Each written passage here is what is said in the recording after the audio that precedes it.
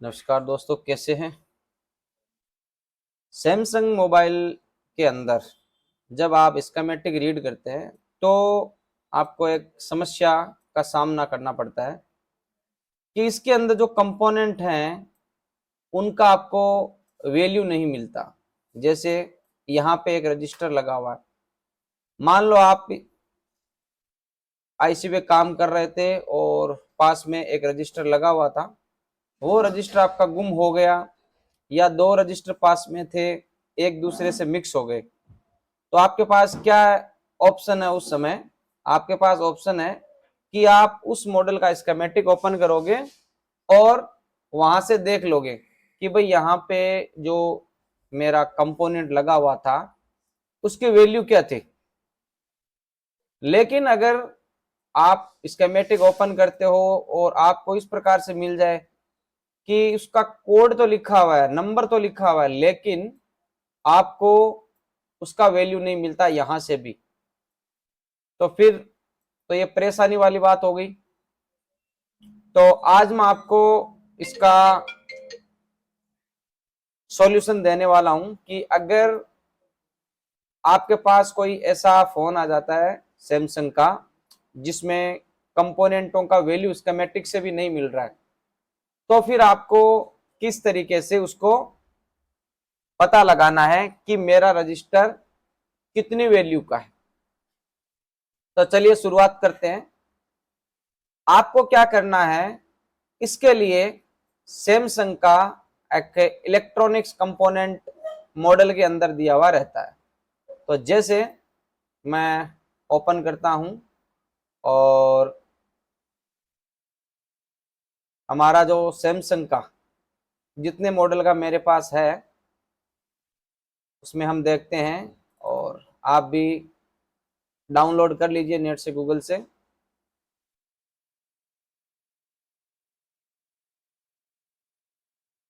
तो हम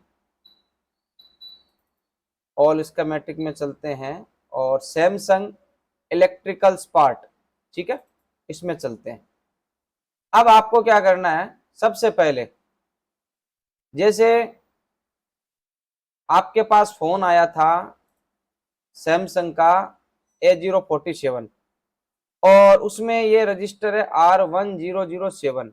ये रजिस्टर आपका वहां से गुम हो गया। आपको पता तो चल गया कि यहाँ रजिस्टर ही लगा हुआ है और उसका नंबर भी है, लेकिन आपको ये पता नहीं लग रहा है कि इसकी वैल्यू कितनी है। तो आपको क्या करना है, इसका नंबर कॉपी करना है, ठीक है, Ctrl+C। उसके बाद में आपको ये जो इलेक्ट्रॉनिक्स पार्ट वाली लिस्ट है सैमसंग की, इसमें आपको इस नंबर को कॉपी करना है। जैसे मैं 9060 को ओपन करता हूं और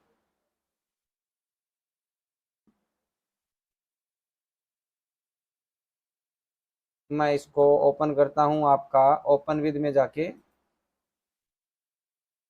फॉक्सिट रीडर के अंदर इसको करता हूं ओपन।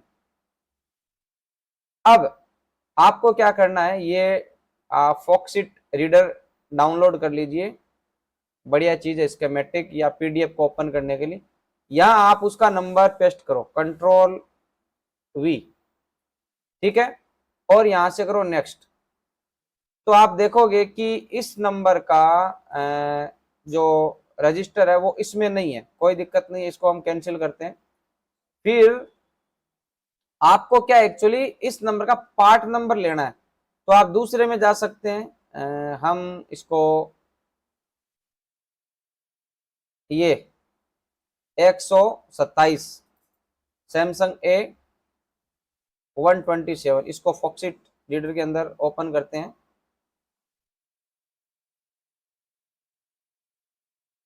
आपको पार्ट नंबर लेना है, तो कैसे करोगे, Ctrl+V और क्लिक नेक्स्ट। तो इसमें देखो ये आपका रजिस्टर लगा हुआ है इस मॉडल में भी। सैमसंग क्या करता है, सैमसंग की खासियत ये है कि वो अपने जो कंपोनेंट है उनका पार्ट नंबर आपको मिलता है। तो इसका देखो ये जो नंबर है वो ये है, ठीक है ना। दूसरा, इतने ही नंबर का रजिस्टर हमारे कौन से मॉडल में लगा हुआ है, आपको यहां से पता चल गया कि ये जो रजिस्टर है वो हमारा A127 में लगा हुआ है। तो अब आप क्या करोगे, आप बोर्नियो में जाओगे, ठीक है, और हम A127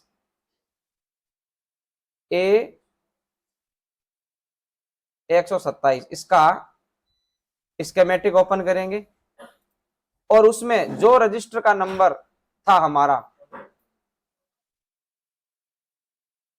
ठीक है ना।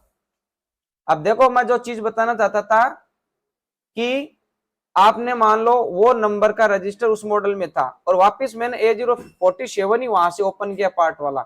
इसका मतलब क्या होगा, अगर मैं उस नंबर को इसमें डालूंगा, ठीक है, तो बात तो वही हो गई, ये बता तो देगा कि हाँ ये रजिस्टर यहां लगा हुआ है, लेकिन वैल्यू तो नहीं बताएगा ना। अब आपको ऐसा मॉडल देखना है जो बोर्नियो में हो, ठीक है, या फिर गूगल पे हो और उसमें उसका वैल्यू भी लिखा हो। तो ये आपको स्पेशली माइंड को सेटल करने के लिए मैंने बताया है कि वो तो 127 था ही, तो आप 127 का अगर सेम मॉडल का इलेक्ट्रिक पार्ट वाला देखोगे तो उससे कोई मतलब नहीं है, आपको दूसरे मॉडल को चेक करना। चलो हम सैमसंग A127 इसको देखते हैं, ठीक है, ओपन विद फॉक्सी टिडर। तो यहां से हम वापस कंट्रोल और V R1007, तो ये इस मॉडल में भी लगा हुआ है, ठीक है। R1007 कौन से मॉडल में लगा हुआ है भाई, A217। और दूसरा क्या होता है कि आप डायरेक्टली वहां से भी कर सकते हो, डायरेक्टली अगर आप ये देखते हो कि मेरा ये तो ये जो आपका पार्ट नंबर है ना, पार्ट नंबर, इससे भी आप सर्च कर सकते हो, ये इसका पार्ट नंबर है। अगर इसको आप डालोगे कहीं भी सैमसंग के, ठीक है, लिस्ट के अंदर, तो आपको पता चल जाएगा। सरल भाषा में कहा जाए तो आपको ये सारे डॉक्यूमेंट डाउनलोड करने हैं और अगर उसमें सेम नंबर का रजिस्टर लगा हुआ है तो आप उस मॉडल को ओपन कर लो भाई, सेम नंबर का। तो हम अब A217 इसको ओपन करेंगे, A217, ये रहा A217, hardware schematic and service manual, इसमें स्कीमेटिक है,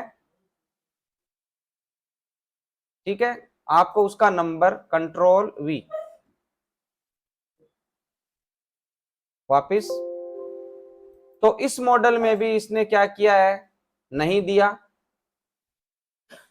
ठीक है। अब आप एक काम कर सकते हो, R1007 इसको यहां जितने आपको मॉडल हैं इनमें किसी में भी टाइप करो, जैसे ये A235 स्कीमेटिक, यहाँ कंट्रोल V। अब स्पीड से काम करते हैं, तो इसमें तो है नहीं, देखो मैंने यही तो बताया था पहले वो रजिस्टर उस नंबर का होना चाहिए, इसमें नहीं है। तो 137 स्कीमेटिक सर्विस मैनुअल है, इसमें स्कीमेटिक स्कीमेटिक यहाँ कंट्रोल V इसमें है, तो देखो है लेकिन नंबर नहीं है, नहीं है ना, सेम कंडीशन, कोई दिक्कत नहीं है। हम A013 में देखते हैं स्कीमेटिक। इतने मॉडल हमने देख लिए, रजिस्टर हैं, लेकिन तो इसमें तो रजिस्टर लगा हुआ ही नहीं है, कोई दिक्कत नहीं है। थोड़ा सा आगे चलते हैं, हम M सीरीज देखते हैं, M115, कोई सा भी मॉडल उठा लो आप। तो इसमें देखो सर्विस मैनुअल में तो आएगा नहीं, आपको पता है, आपका आएगा स्कीमेटिक के अंदर, तो इसमें भी नहीं है। M205 स्कीमेटिक, इसमें ब्लॉक डायग्राम इसमें भी नहीं है। M307 schematic and service manual इसमें भी नहीं है। M315 स्कीमेटिक दिया हुआ है इसके अंदर। यहाँ उसको पेस्ट करते हैं Ctrl+V, तो इस मॉडल में भी नहीं है। N सीरीज N935 स्कीमेटिक आप देखते रहना, इससे बहुत कुछ आपको पता चलेगा। इसमें है, ठीक है, तो थोड़ा जूम कर लेते हैं। नेक्स्ट,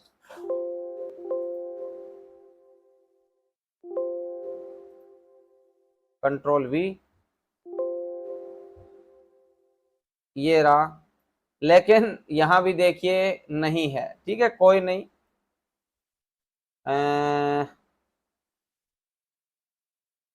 दूसरा मॉडल ले लेते हैं, A750 schematic and service manual schematic. Ctrl+V,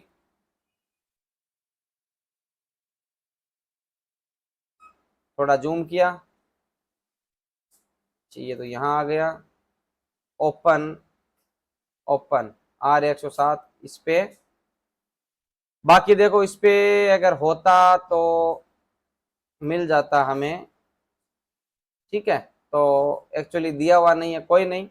कम से कम ऐसे मॉडल पे तो आए ना आप। तो जो सैमसंग का है वो थोड़ा सा आपको मेहनत करने से काम बन जाता है। तो इसे आपको देखो, जब मैं काम कर रहा हूं तो आपको भी बहुत कुछ सीखने को मिल रहा होगा। यहां करो paste Ctrl+V। Oppo, Vivo, Realme में ऐसा नहीं है, उसमें अलग अलग, अगर आप नंबर, सेम नंबर अलग अलग मॉडल में हो सकता है, तो आपको क्या करना है, उनका सिस्टम अलग है, उनपे दिया ही होता है, और ये केवल सैमसंग के लिए काम करेगा। R1007 R1007 देखो, ठीक है, कितना मेहनत कर रहे हैं हम, रिजल्ट नहीं मिला। मैं आपको मेहनत कराना चाहता हूं, मुझे तो पता है किस में मिलेगा, क्योंकि रात दिन हमारा काम है, आपको मैं दिखा रहा हूं। Ctrl+V,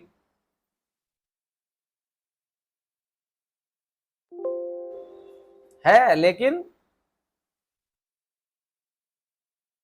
उसका वैल्यू नहीं है। तो ए सीरीज हो गया, और आर, आर में तो है नहीं।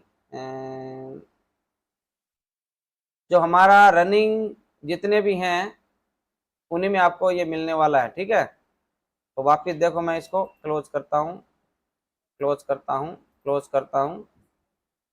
A260 स्कीमेटिक सर्विस मैनुअल, इसमें स्कीमेटिक है नहीं। A305 schematic layout service schematic है। Ctrl+V,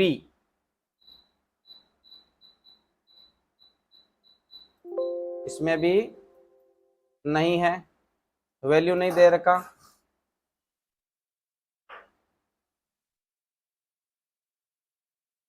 तो दूसरा मॉडल देते हैं हम, स्कीमेटिक A415 ब्लॉक डायग्राम नहीं।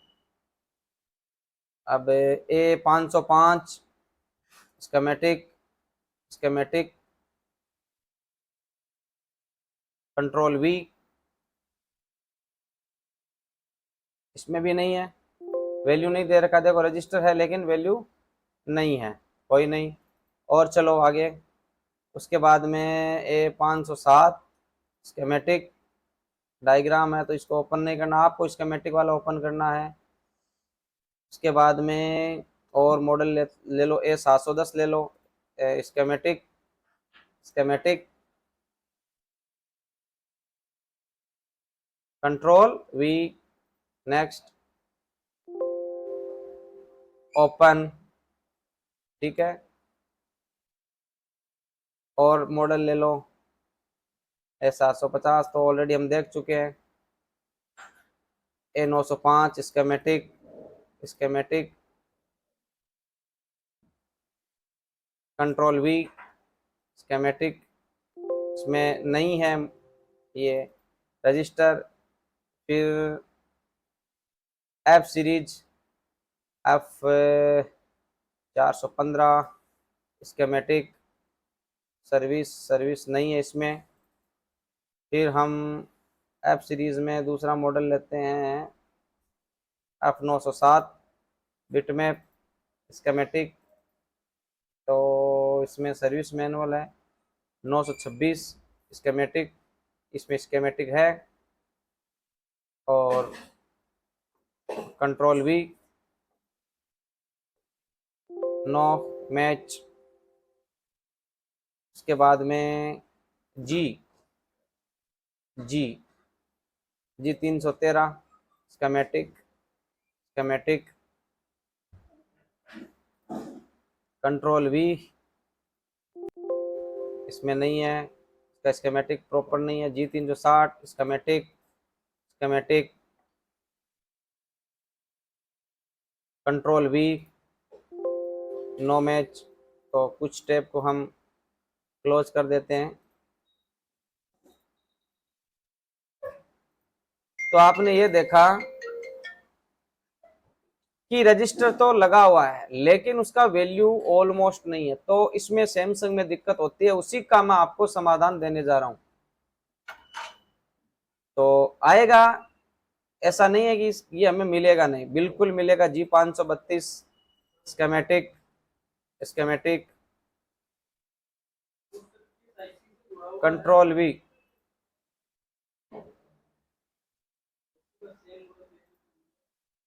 ये है रजिस्टर लगा हुआ। ये लो भाई, इस प्रकार फाइनली हमने पता लगा लिया कि वो जो हमारा रजिस्टर है R1007 उसका वैल्यू है 270K, ठीक है। तो इस प्रकार